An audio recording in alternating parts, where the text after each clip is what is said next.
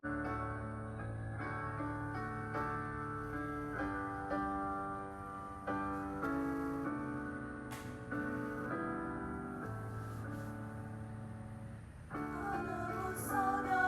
dan sahabat, juru selamat yang terindah, dicurahkannya berkat dan rahmat.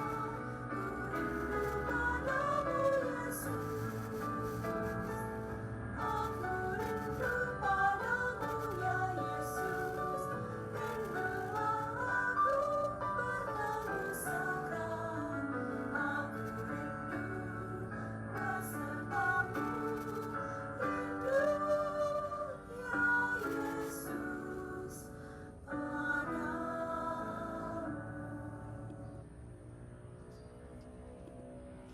Sebelum kita mengikuti bacaan pelajaran sekolah sahabat untuk hari ini, mari kita berdoa terlebih dahulu. Bapa kami dalam kerajaan surga, terima kasih untuk kesempatan yang Engkau berikan untuk kami dapat mendengarkan sebagian dari firman-Mu.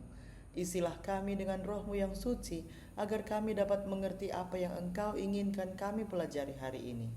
Dalam nama Yesus kami sudah berdoa. Amin. Pelajaran sekolah sahabat, Kamis 13 November 2025, pelajaran yang ketujuh di triwulan yang keempat. Judul pelajaran sekolah sahabat kita untuk hari ini adalah Kerinduan akan Kehadirannya. Bacalah Yosua 18 ayat 1 dan 2.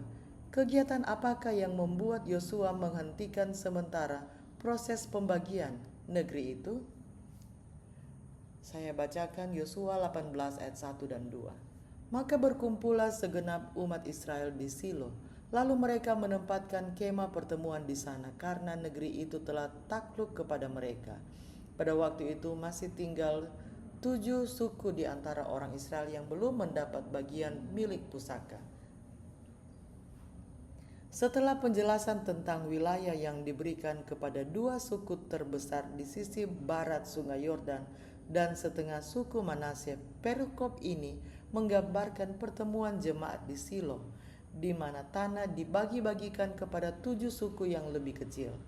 Pendirian tempat kudus, kemahku, merupakan penggenapan janji Allah untuk tinggal di tengah-tengah umatnya dan mengungkapkan tema utama kitab ini.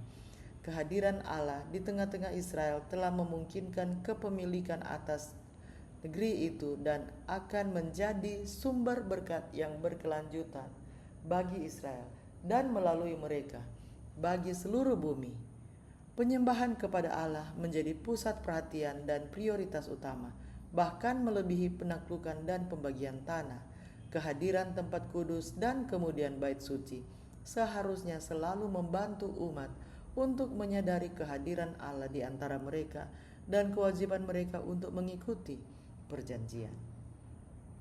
Bacalah Ibrani 6 ayat 19 dan 20. Ibrani 9 ayat 11 dan 12 dan Ibrani 10 ayat 19 sampai 23. Apakah dari kitab Yosua yang dapat kita pelajari sebagai orang Kristen yang tidak memiliki tempat kudus di dunia yang mengabadikan kehadiran Allah secara fisik di antara kita? Ibrani 6 ayat 19 dan 20. Pengharapan itu adalah sau yang kuat dan aman bagi jiwa kita yang telah dilabuhkan sampai ke belakang tabir, di mana Yesus telah masuk sebagai perintis bagi kita ketika Ia menurut peraturan Melkisedek menjadi imam besar sampai selama-lamanya. Ibrani 9 ayat 11 dan 12. Tetapi Kristus telah datang sebagai imam besar untuk hal-hal yang baik yang akan datang.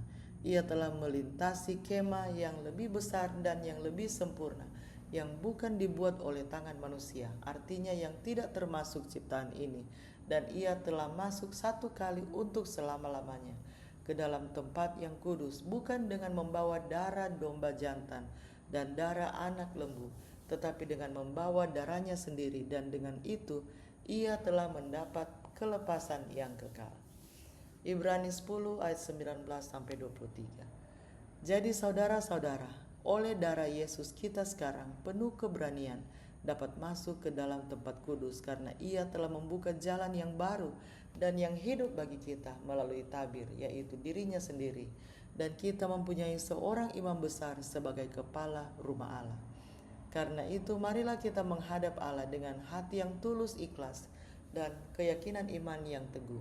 Oleh karena hati kita telah dibersihkan dari hati nurani yang jahat dan tubuh kita telah dibasuh dengan air yang murni. Marilah kita teguh berpegang pada pengakuan tentang pengharapan kita, sebab Ia yang menjanjikannya setia. Kemunculan tempat kudus seharusnya tidak mengejutkan karena tema tempat kudus telah hadir dalam narasi Yosua melalui tabut perjanjian. Tabut perjanjian adalah perabot utama di ruang maha kudus dan menandai dua bagian pertama dari kitab ini, penyeberangan dan penaklukan. Sekarang dengan menempatkan pendirian kemah suci di titik fokus pembagian tanah, Yosua menunjukkan bahwa seluruh kehidupan Israel berpusat di sekitar tempat kudus, markas besar Yahweh di bumi. Lebih penting lagi bagi kita sebagai orang Kristen yang hidup pada kegenapan hari pendamaian untuk memusatkan perhatian kita pada bait suci surgawi kita ketika kita melanjutkan pergumulan kita dengan berbagai raksasa modern atau pasca modern yang menantang iman, pengharapan, dan warisan rohani kita.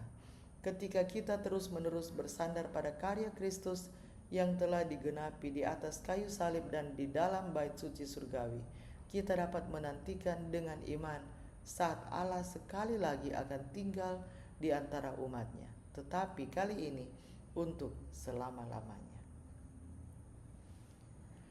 Kita ikuti lanjutan lagu yang tadi. Dunia tak dapat menarik aku, Juru Selamat lebih kuasa. Betapa indah Yesus bagiku, ku rindu padamu Yesus. Aku rindu padamu ya Yesus, rindulah aku bertemu sekarang. Aku rindu besertamu, rindu ya Yesus padamu. Mari kita berdoa. Bapa kami dalam kerajaan surga, terima kasih untuk kesempatan kami kembali dapat diingatkan tentang pelajaran dari orang-orang Israel, di mana mereka harus berhenti sejenak dari kegiatan yang mereka sedang lakukan untuk kembali kepadamu, untuk merindukan kehadiranmu, untuk mempunyai hubungan dengan Engkau. Ya Tuhan, kiranya kasih-Mu dapat terus bersama-sama dengan kami. Mampukanlah kami ya Tuhan, untuk terus merasa rindu akan kehadiran-Mu di dalam hati kami. Walaupun sesibuk apapun dalam kegiatan apapun yang kami lakukan setiap hari, kiranya kerinduan akan kehadiran-Mu di dalam hati kami dapat terus menjadi bagian kami. Kiranya kami akan dapat terus mencari Engkau setiap hari. Dan kiranya ya Tuhan, kasih-Mu dapat menjadi bagian kami setiap hari, menuntun kehidupan kami setiap hari. Jadikanlah kami berkat kepada siapapun yang kami temui hari ini. Terima kasih untuk janji penyertaan-Mu bagi kami semua. Di dalam nama Yesus kami sudah berdoa. Amin. Demikianlah pelajaran Sekolah Sabat Kamis 13 November 2025. Sampai bertemu di pelajaran Sekolah Sabat selanjutnya. Tuhan memberkati.